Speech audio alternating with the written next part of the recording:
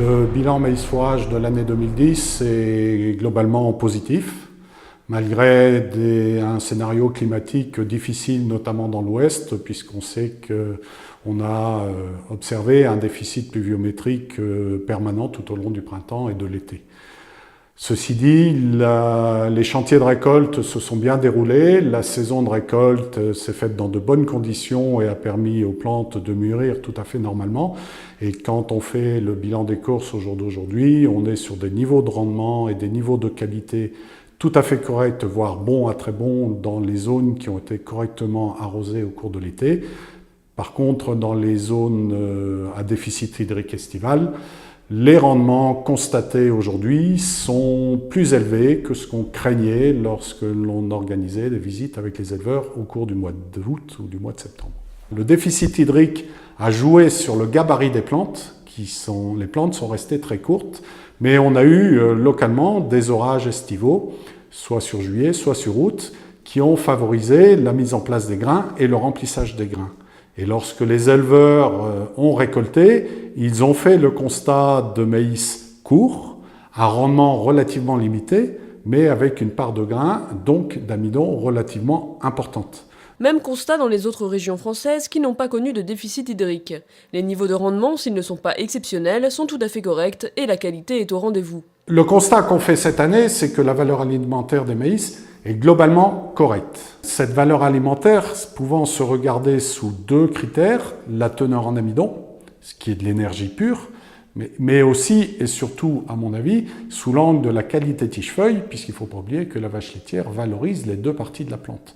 Et contrairement à 2009, on a un automne qui n'a pas accéléré la dessiccation de l'appareil végétatif, donc un automne 2010 qui a préservé la qualité de l'appareil végétatif.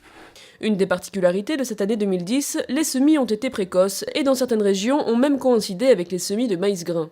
Globalement, les éleveurs ont semé 8 à 10 jours plus tôt que d'habitude.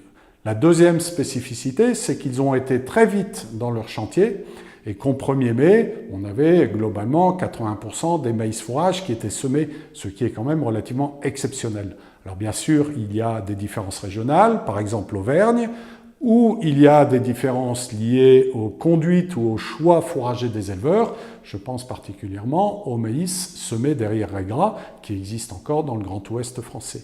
Alors là, pour ces maïs semis derrière raies gras, comme on a eu une pousse lente des raies gras au cours du mois d'avril, au cours du mois de mai, là on a eu des semis tardifs de maïs derrière ces raies gras. En conséquence, et en prenant en compte le contexte de déficit hydrique, les maïs semés tôt ont démarré plus vite en végétation que ceux qui ont été semés tardivement. Alors il faut relativiser les semis précoces, on est bien d'accord. On sème les maïs quand la terre est bonne à préparer, bonne à travailler, à partir du 10 avril. On ne va pas semer des maïs au mois de mars pour le plaisir de faire du semis précoce. Le printemps 2010 ayant été particulièrement sec, les stocks fourragers des éleveurs en ont pâti. Le maïs de tout temps a permis ou permet de corriger ou de compléter les stocks fourragers de façon à ce que l'exploitation d'élevage ait suffisamment de stocks pour l'hiver. Et dans la majorité des situations françaises, le maïs cette année n'a pas failli à sa réputation. Les éleveurs ont pu faire les stocks fourragers dont ils ont besoin.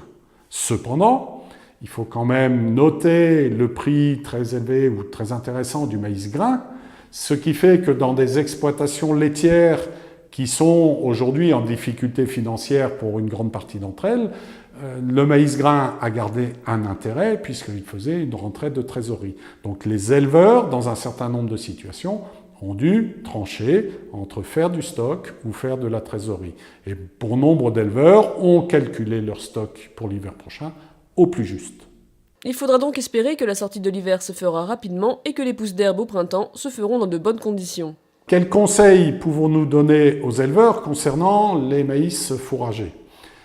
Ceux-ci sont dans le silo. Les silos se sont faits dans de bonnes conditions. Je ne pense pas que l'on aura de problème de qualité de conservation des ensilages, excepté peut-être dans les zones qui ont souffert de la sécheresse et là où on aura fait des ensilages à des taux de matière sèche très élevés. Mais dans la majorité des situations, on aura un maïs très appétant, que les animaux vont ingérer, je pense, en grande quantité, rapidement, sans problème, pour produire du lait. Mais le risque, entre guillemets risque, c'est que ces silos soient consommés relativement rapidement, ce qui fragilisera un petit peu les aspects stock. Chez les éleveurs qui ont ensilé à des taux de matière sèche élevés, le conseil est le même que celui que nous avions diffusé l'an dernier, c'est de veiller à l'ouverture du silo, à avoir une vitesse d'avancement du front d'attaque suffisamment rapide pour limiter les reprises en fermentation sur le front d'attaque. Le suffisamment rapide, c'est 10 cm par jour en hiver, 20 cm par jour en été. Ensuite, le conseil que je vais donner, mais ça, vous vous doutez bien, c'est qu'il faut continuer à faire confiance à la plante maïs et prévoir dès aujourd'hui les surfaces de maïs à implanter dès le mois d'avril prochain. Et il faut toujours continuer à croire au maïs comme fourrage stocké.